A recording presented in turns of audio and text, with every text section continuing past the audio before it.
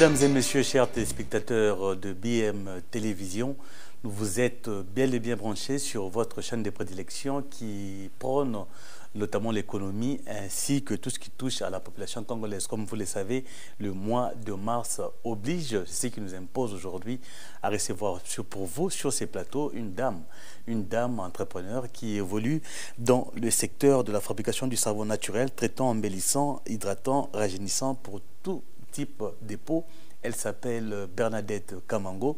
C'est avec elle que nous allons parler de tout ce qui touche le secteur entrepreneurial en République démocratique du Congo, mais surtout aussi les petites et moyennes entreprises en RDC. Madame, vous êtes bienvenue sur notre plateau. Merci beaucoup et bonjour. Donc, je vous remercie d'avoir pensé à moi. Et tous les plaisirs pour nous, bien sûr. Je l'ai dit tout à l'heure que le mois de mars oblige. C'est la femme que nous mettons à l'honneur et surtout en avant-plan.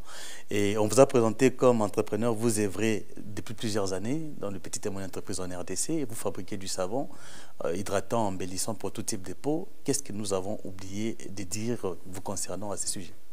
Bon, de manière générale, disons, je suis dans le cosmétique naturel. Évidemment, mon produit phare, c'est le savon traitant pour les problèmes de peau, les personnes qui rencontrent des problèmes de peau, les boutons, le teint, tout ce que vous voulez. Donc, c'est un savon qui est vraiment réparateur. Mais comme on dit cosmétique naturel, c'est qu'à côté de ce savon, il y a également des huiles essentielles qui accompagnent tout ce que les savon. femmes adorent là. Oui, pas seulement les femmes. On a tendance à penser que c'est pour les femmes, non, les hommes aussi. Là, je vous vois avec un très bon teint. C'est un peu trop un féminin, voir un homme qui s'intéresse aux cosmétiques, l'huile, le savon. Ça... Pas du tout. Vous savez, ce n'est pas un problème de beauté, c'est un problème de soins cutanés, de soins de la peau. Vous ne pouvez pas vous imaginer combien de personnes sont dans les problèmes de peau. Et parmi ces personnes, il y a aussi les hommes. Quand vous achetez les savons, je ne vais pas dire les marques de savon ici que vous achetez dans les boutiques. Est-ce que c'est pour les hommes, c'est pour les femmes, c'est pour tout le monde. Donc moi, mon savon s'adresse en principe à tout le monde. Effectivement, les femmes sont un peu plus intéressées. Parce que les femmes s'intéressent beaucoup à leur beauté, à leur apparence, plus que les hommes. Mais ne vous en faites pas, les hommes aussi sont vraiment dans les problèmes de peau. Quand vous rencontrez un monsieur qui a, par exemple, des problèmes d'acné, c'est un sérieux problème. Oui. Et puisqu'on parle de la promotion des petites et moyennes entreprises en RDC aujourd'hui, ça s'impose sur la politique économique de la RDC. Mais la question, c'est est-ce que vous êtes accompagné par l'État?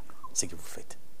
Oui, il y a deux réponses que je vais donner. Oui, c'est vrai qu'actuellement, la politique économique s'impose au pays parce que ce qui fait qu'on s'intéresse de plus en plus aux PME, c'est par rapport au taux de chômage. Vous savez que chaque année, je prends un titre d'exemple, chaque année nos universités nous délivrent des milliers et des milliers d'étudiants et qui se retrouvent après dans le chômage malgré leur diplôme.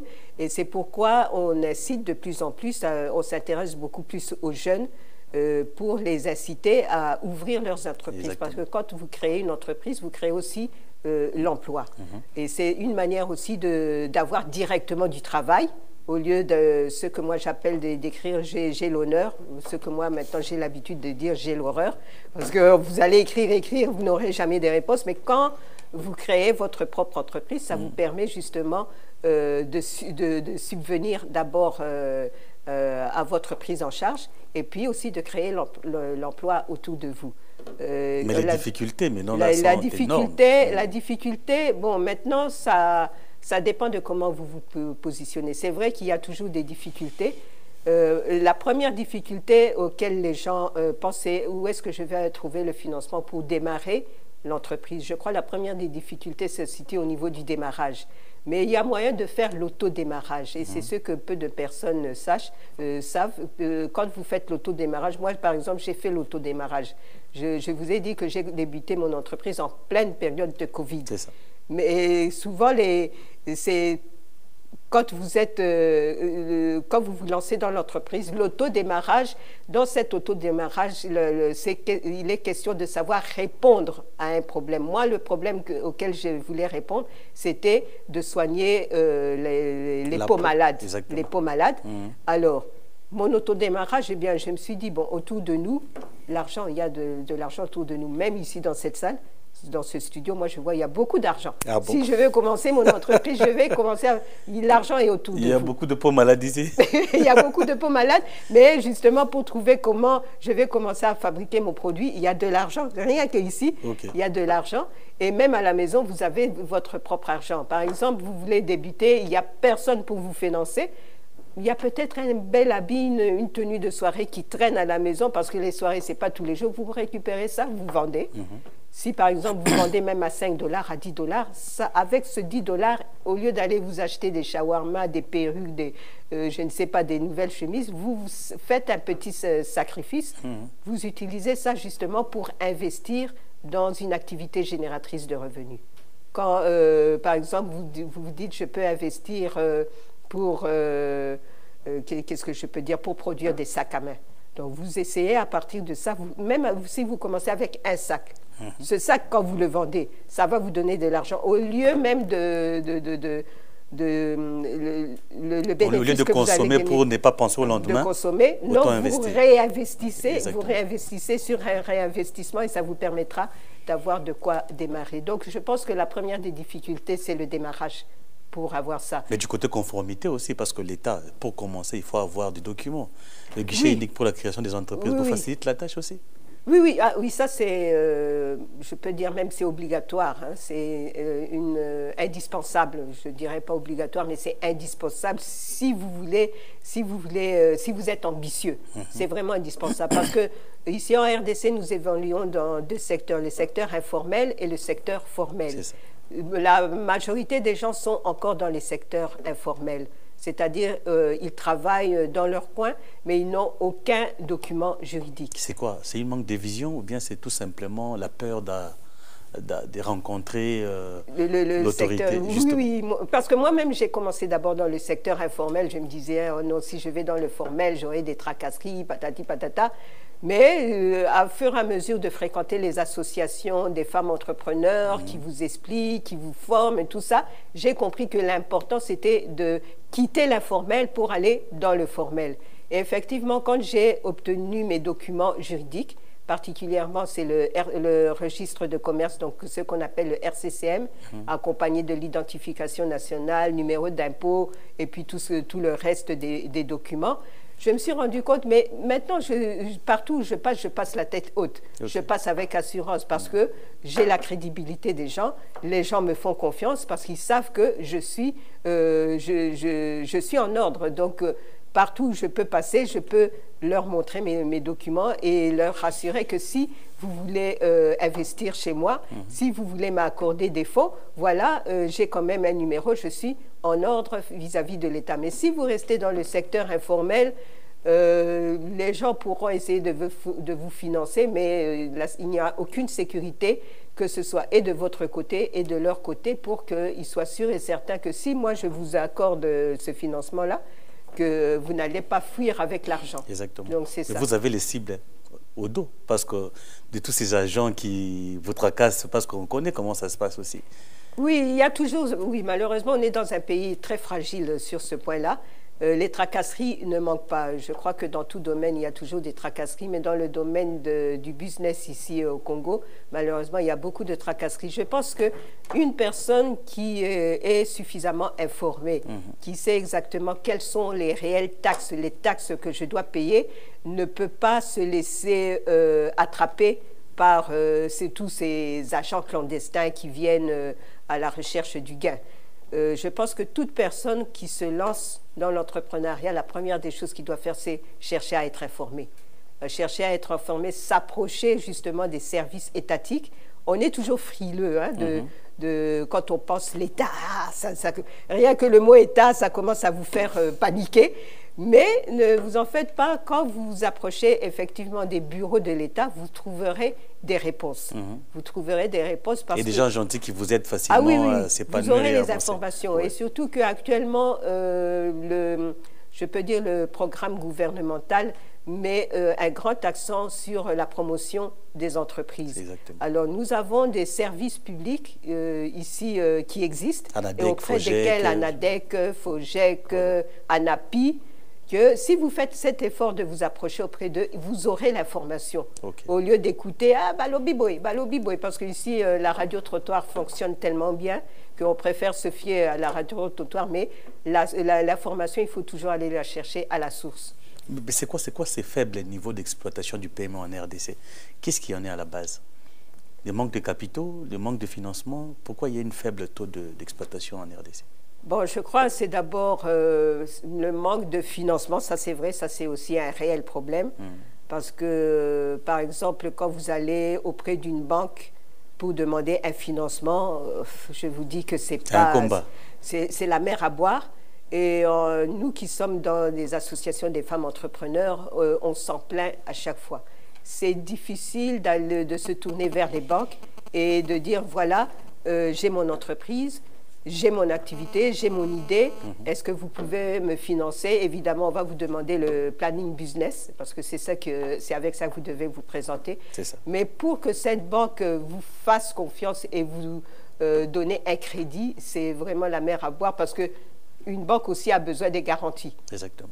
Des garanties. Et en tant que femme, par exemple, vous êtes une femme, vous essayez de vous en sortir. On sait que déjà la femme, malheureusement, sur le plan économique, elle est suffisamment faible. Dire que vous allez hypothéquer la maison d'une femme, la voiture et tout ça, je pense que la femme y réfléchit même à 10 fois avant de s'engager de prendre un crédit. Donc c'est vraiment déjà un gros problème. Mais qu'est-ce qu'il y en a à la base? C'est tout simplement parce qu'il n'y a pas de banque congolaise? Oui. Nous n'avons pas des banques congolaises, toutes les banques sont étrangères. Bon, je ne sais pas si réellement, si on a une banque congolaise, si les conditions seront peut-être meilleures. Mais ce qui est vrai, c'est que toutes les banques appartiennent aux étrangers, malheureusement. Et c'est une réelle question que nous-mêmes, entre entrepreneurs, que ce soit entrepreneurs, femmes et hommes, quand nous sommes ensemble, on se dit, mais qu'est-ce qui ne va pas? Pourquoi est-ce que nous, les Congolais, nous ne pouvons pas nous mettre ensemble et créer notre propre banque? Il y a une banque qu'on essaye quand même, qu'on a donnée aux femmes, MIFDA, la mutuelle, la mutuelle d'investissement, je crois, pour les femmes, qui est là. Mais jusqu'à présent, bon, ce n'est pas toutes les femmes qui se tournent là. C'est vrai, c'est là pour les femmes, mais moi, personnellement, je n'y suis pas encore, je ne suis pas encore là-bas, mais c'est pour la femme. C'est vraiment. Mais comment vous faites pour pallier la question, pallier la situation difficile de financement? Comment vous faites? Bon, moi... L'autofinancement? Il y a d'abord l'autofinancement. Bon, c'est vrai qu'actuellement, on doit reconnaître que le gouvernement met en place beaucoup de mécanismes pour accompagner les femmes. Moi, je parle en tant que femme. Oui. Actuellement, il y a par exemple des subventions qui sont remises surtout pour les jeunes et pour les femmes. Par exemple, moi, je suis par exemple bénéficiaire du PADEM-PME, du programme d'appui des petites et moyennes entreprises pour les femmes. Une subvention qui est une subvention en nature, financée, qui vient du bailleur de fonds de la Banque mondiale. Vous voyez, il y a toujours... un suivi. Il y a toujours quelque part les partenaires techniques et financiers qui sont toujours là pour nous... Il n'y a jamais rien de 100% congolais. Exactement. Il n'y a jamais rien. Alors, ces subventions, ça permet aux femmes de pouvoir être aidées. Par exemple, c'est l'expérience que moi je sais des PADEM-PME, ce sont des subventions en nature. Donc là, on ne vous donne pas le financement en espèces, mais vous faites un planning business par rapport aux équipements dont vous avez besoin. Donc, et les femmes sont servies. Il y a déjà un groupe de femmes qui est servi. Moi, je suis encore en train d'attendre mon équipement. Mais celles qui sont servies, ça leur permet de booster justement leur entrepreneuriat. Il y a d'autres, maintenant, on parle beaucoup du programme Transform, où aussi on invite encore les femmes à pouvoir s'inscrire. Tout simplement, c'est une façon d'aider, en fait, d'aider à l'émergence des petites et moyennes entreprises. Ok. Et si on vous disait en quelques mots de faire, je dirais, un petit commentaire sur ces secteurs en RDC, vous diriez quoi? Il y a beaucoup à faire ou ça a déjà commencé et peut-être que ça va donner demain? Bon, ça a déjà commencé. Je pense que dans toute chose, il faut toujours un début, même si les débuts sont toujours faciles, mais comme on dit dans la Bible, il ne faut jamais négliger les faibles commencements. C'est tout un processus. Ce qui est bon là-dedans, c'est qu'il y a quand même une volonté, hein, et d'abord la volonté politique, de pouvoir débuter quelque chose. Bon, comme il y a déjà un pas qui est déjà fait, donc il y en aura 2, il y en aura 3, et je pense qu'au fur et à mesure que les choses avancent, ça pourra, à un certain moment, ça va se stabiliser, et on connaîtra effectivement l'émergence des petites et moyennes entreprises qui ont pour but principal de créer la classe moyenne. De créer la classe moyenne, que la société congolaise ne soit plus celle qui a des très riches et des très pauvres, et qui y ait une cassure. Donc c'est ce qui est visé à travers ces petites et moyennes entreprises. Exactement. Puisqu'on parlait de la femme, le mois de mars, c'est le mois dédié au combat de la femme. Et le thème retenu, si je ne m'abuse pas, c'est investir en faveur de la femme, accélérer le rythme. Vous avez un commentaire là-dessus? Investir en faveur de la femme. C'est tout ce qu'on n'arrête pas de faire. Investir, ce que moi j'ai l'habitude, à chaque fois qu'on me pose cette question-là, je dis toujours, mais justement, moi j'ai eu 2 personnes qui ont investi en moi et qui ont fait de moi ce que je suis aujourd'hui, ce sont mes parents. Okay. S'ils n'avaient pas, dès le départ, ils ne s'étaient pas dit que non, on investit dans notre fille, comme nous sommes 3 filles, on investit dans nos filles, nous ne serons pas aujourd'hui le produit qui est devant vous aujourd'hui. Et je pense que l'investissement auprès de la fille, c'est d'abord l'éducation de base. Heureusement, nous avons maintenant la gratuité de l'enseignement qui permet justement quand même de rattraper un peu les petites filles pour qu'elles puissent étudier. C'est bien qu'il y ait encore quelques difficultés, mais je pense qu'au fur et à mesure, plutôt que les choses iront de l'avant, cette gratuité de l'enseignement permettra à la fille qui sera femme plus tard d'avoir cette éducation de base qui est vraiment nécessaire. Je pense qu'investir dans la fille, c'est d'abord lui donner des formations, lui faire connaître ses droits, et afin d'avoir des femmes fortes, des femmes qui savent aussi se lever pour participer justement à porter sa pierre à l'édifice. Donc femme forte, pas seulement pour chercher de l'argent, mais aussi pour aider le pays à aller plus loin. Oui. Alors, la grande question quand on parle de l'autonomisation de la femme, on voit l'émancipation. Pensez-vous que la femme congolaise soit prête à s'émanciper? Bon, est-ce qu'elle en a besoin d'abord? L'émancipation, d'abord, moi, je n'aime pas trop ce terme. C'est un terme que, si c'était valable à un certain temps, ne l'est plus aujourd'hui. Aujourd'hui, c'est beaucoup plus la promotion de la femme. Ne vous en faites pas, si comme vous tenez au terme-là, émancipation, la femme est suffisamment émancipée. Sinon, aujourd'hui, on n'aurait pas des femmes qui sont dans des postes de décision. Je pense que vous connaissez l'histoire du pays. Il y a, la première, c'était Sophie Kanza. Et puis aujourd'hui, Sophie Kanza qui a aujourd'hui donné naissance à beaucoup de filles qui actuellement... qui ont même postulé à la présidentielle. Oui, qui peuvent postuler partout. Je pense que la femme est suffisamment émancipée. Et maintenant, on parle beaucoup plus de la promotion de la femme. Donc, si par exemple, moi, je suis devant vous, c'est tout simplement parce que je suis émancipée, comme je répète votre terme, je suis émancipée, donc je n'hésite pas à pouvoir me positionner quelque part. Je pense que on ne peut plus parler de l'émancipation, mais on doit parler de l'émergence de la... Quand on sort le mot parité dans la société congolaise, ça vous dit quoi? Bon, ça me dit l'égalité entre hommes et femmes, comment vous concevez-vous cette conception, ces termes? D'abord, ça me dit que c'est constitutionnel. Donc, c'est constitutionnel. Et comme la Constitution, c'est la loi fondamentale de la RDC, donc nous devons obligatoirement nous incliner devant ça. Pour moi, la parité, c'est l'égalité des chances, hommes et femmes. Quand je dis égalité des chances, je ne parle pas des problèmes physiques comme... la société voudrait faire... Non, non, non. Ma fille va à l'école, mon fils va à l'école, ils vont tous les deux à l'école, tous les deux ont la capacité d'avoir leur diplôme. Et quand ils ont leur diplôme, ma fille aussi est capable d'aller travailler de la même manière que son ami homme, son partenaire homme, partout là où il passe. Donc pour moi, c'est l'égalité des chances. Une société ne peut pas travailler avec seulement une catégorie de personnes. C'est impossible. Quand la société doit avancer, quand on doit avancer, c'est marcher. Même une personne, pour marcher, elle doit avoir la jambe droite, elle doit avoir la jambe gauche. Elle doit avoir la main droite, elle doit avoir la main gauche. C'est impossible de marcher avec un seul pied ou un seul bras, parce que vous allez boiter. Et je ne pense pas que la RDC a besoin d'un développement qui boite. On doit se mettre ensemble. Évidemment, nous sommes dans une société africaine, congolaise, avec les préjugés, tout ça, mais je crois et je suis confiante que jusqu'à présent, cette constitution qui demande 50-50, pas 30-50, 50-50% au fur et à mesure avec la volonté politique qui est actuellement, la masculinité positive dont on parle de plus en plus, qui est une impulsion de notre champion, le chef de l'État.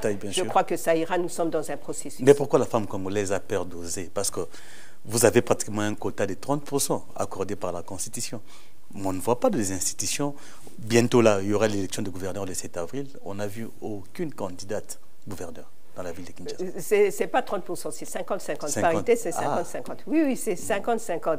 Non, c'est pas que la femme n'ose pas. Et parmi, ici à Kinshasa, je crois que nous avons quand même une dame qui tente. C'est Mamie Freebox. Mamie Mujinga, Freebox, qui quand même, je la félicite et je la salue, parce que je la connais personnellement, qui est une femme très valable. Mais je pense que c'est pas que la femme n'ose pas. C'est d'abord le regard de la société vis-à-vis de la femme qui ose s'afficher. Jusqu'à présent, la mentalité sociétale congolaise, c'est que la femme doit rester à la cuisine, elle ne doit pas aller au salon.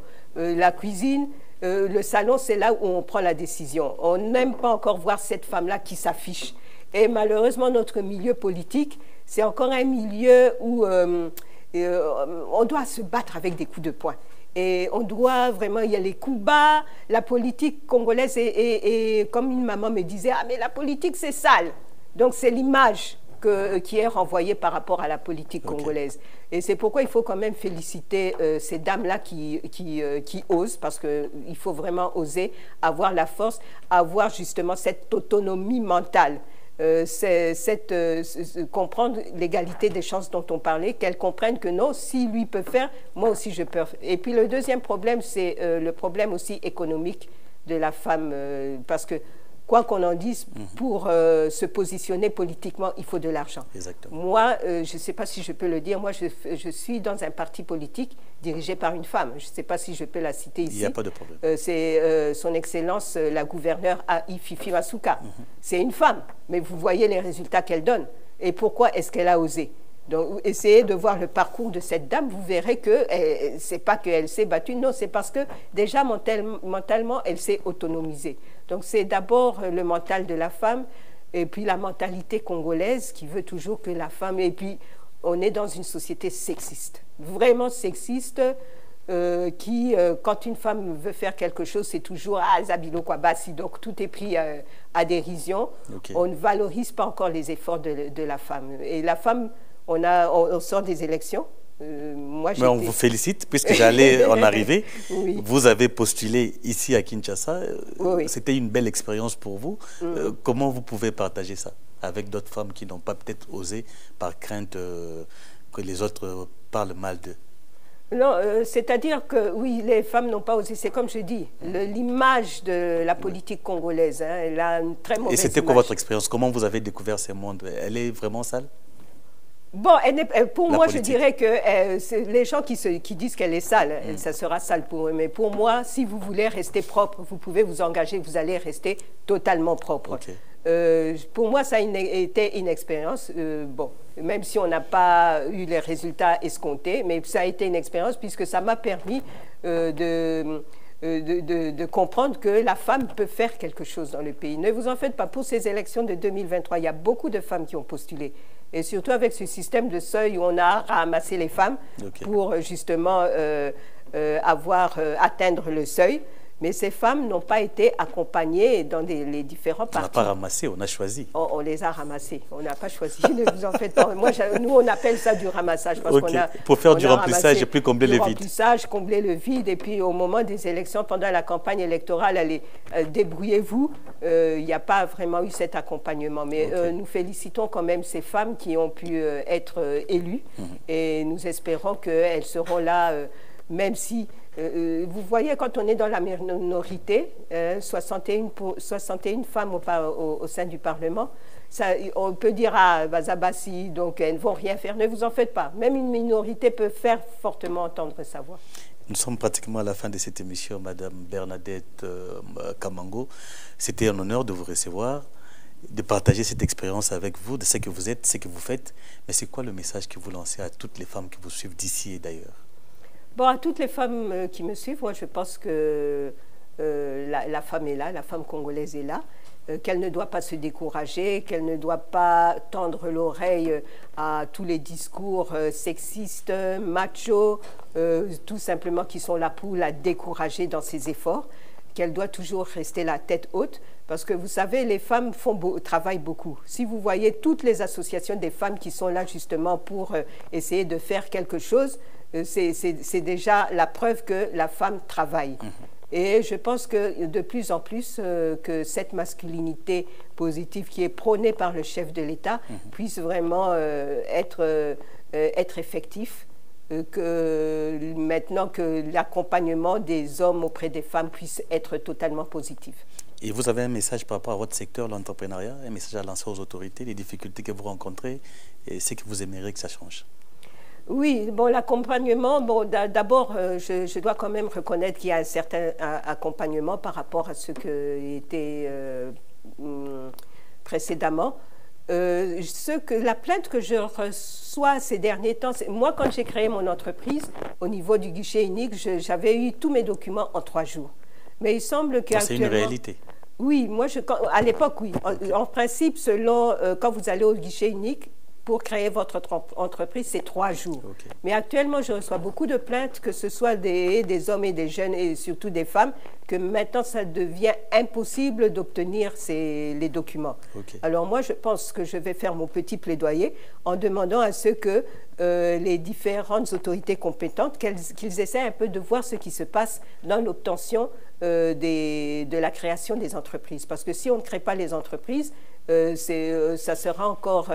ça sera encore un manque, comment je peux dire, un manque de moyens de financement du trésor public. Parce que les entreprises, à travers les entreprises, n'oublions pas que nous participons tant soit peu à renflouer la caisse de l'État. Oui. Donc si l'État a besoin d'argent, qu'il fasse tout, que la création des entreprises puisse vraiment être allégée et que ce qui se passe actuellement puisse vraiment un peu cesser. Je ne sais pas exactement ce qui se passe, mais moi, mon entreprise, je l'ai eu en 3 jours. Merci. Merci pour avoir surtout accepté de répondre à notre invitation. Merci de m'avoir invité.